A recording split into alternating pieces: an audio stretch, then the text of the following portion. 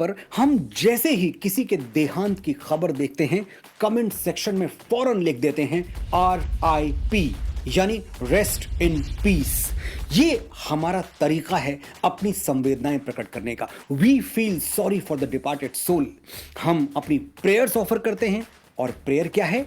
आपकी आत्मा शांति से विश्राम करे, may your soul rest in peace. ये इंटेंशन सही है, लेकिन एक्शन गलत है।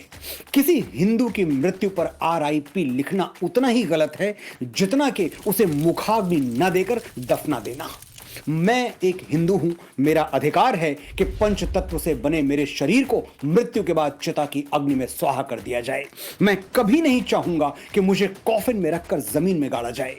जितनी बार हम किसी हिंदू या सनातनी की तस्वीर के नीचे RIP लिखते हैं, जाने अनजाने हम उसके उचित अंतिम संस्कार का तिरस्कार करते हैं, उसे अपमानजनक विदाई देते हैं।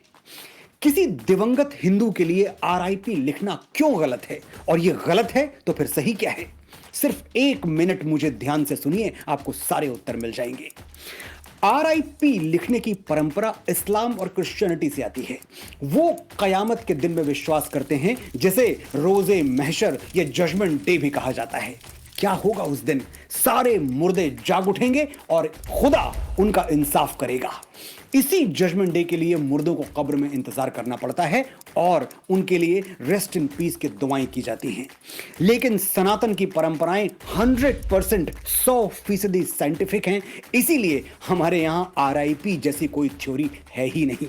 भगवान श्री कृष्ण भगवत गीता के अध्याय 2 श्लोक संख्या 22 और 23 में कहते हैं, वासांसि जीर्णानि यथा विहाय नवानि गृह्णाति नरो पराणि तथा शरीराणि विहाय जीर्णान्यन्यानि संयति नवानि देहि नयनम छिन्दन्ति शस्त्राणि नयनम दहति पावकः न चैनम क्लेदयन्तापो न शोषयति मारुतः।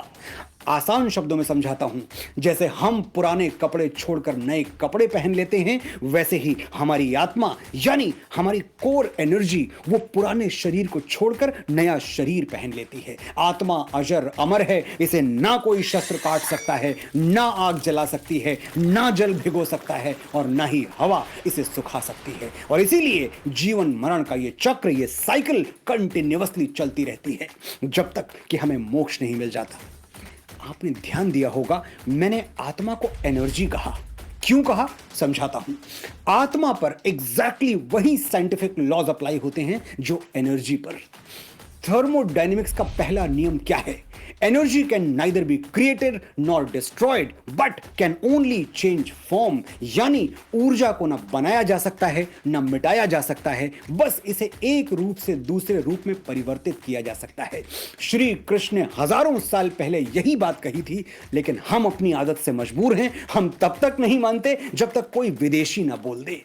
19वीं सदी में जर्मन और ब्रिटिश साइंटिस्ट ने एनर्जी के बारे में वही थ्योरी दी जो 5000 वर्ष और 1 युग पहले कुरुक्षेत्र के मैदान में भगवान श्री कृष्ण आत्मा के बारे में दे चुके थे। ना कोई भाई, न बेटा, न भतीजा, न गुरु, एक ही शक्ल उभरती है हर आईने में। आत्मा मरती नहीं, जिस्म बदल लेती है। धड़कन इस सीने की जा छुपती है उस सीने में। जिस्म लेते हैं जन्म, जिस्म फना होते हैं, और जो एक रोज फना होगा वो पैदा होगा। एक कड़ी टूटती है, दूसरी बन जाती है। खत्म ये सिलसिलाए जिंदगी, फिर क्या होगा? कैफी साहब ने लिखा था। हमारे यहां आत्मा मरती ही नहीं तो कब्रों में आराम क्या करेगी? ये रेस्ट इन पीस की थ्योरी इस्लाम और क्रिश्चियनिटी के लिए सही होगी, हमारे लिए नहीं है।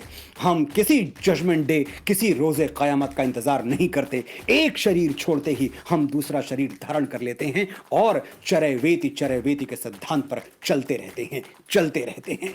Rest in peace does not do justice to a Hindu soul. मैं बड़ी विनम्रता से निवेदन करता हूं, RIP लिखने से पहले ये जरूर देख लें कि कहीं आप ये प्रार्थना किसी हिंदू के लिए तो नहीं कर रहे, क्योंकि इससे उसकी आत्मा को शांति तो नहीं मिलेगी, हां कष्ट जरूर होगा।